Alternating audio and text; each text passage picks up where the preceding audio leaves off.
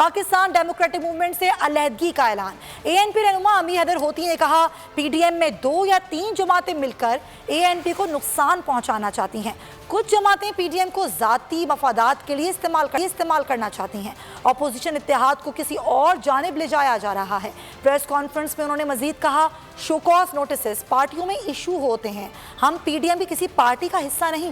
جس نے show cause notice دیا اس نے خود PDM ختم کرنے کا اعلان کیا، ہم مزید ساتھ نہیں دے سکتے۔ غراض و مقاصد کے لیے PDM کو قائم کیا گیا تھا، آج ہمیں یہ نظر آ رہا ہے کہ شاید PDM کو کسی دوسری طرف لے جانے کی کوشش کی جا رہی ہے، لہٰذا ہم ذاتی ایجنڈاز کے لیے کسی کا ساتھ نہیں دے سکتے۔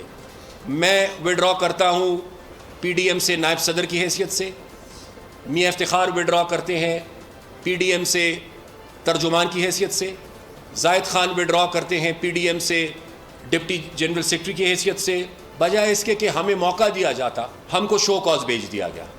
PDM کب سے ایک واحد سیاسی جماعت بن گئی ہے؟ شو کاز نوٹس دیے جاتے ہیں ایک سیاسی جماعت کے اندر۔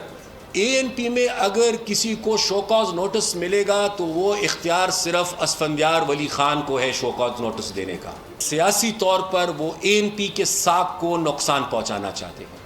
PDM کو کچھ مخصوص جماعتیں جو ہیں وہ اپنی مفاد کے لیے استعمال کرنا چاہتی ہیں، اور کچھ مخصوص سیاسی جماعتیں جو اب PDM کو جس طریقے سے ہائی جیک کر رہی ہے بلکہ ہائی جیک کر چکے ہیں، تو ANP اس پروسیس سے اپنے آپ کو ہے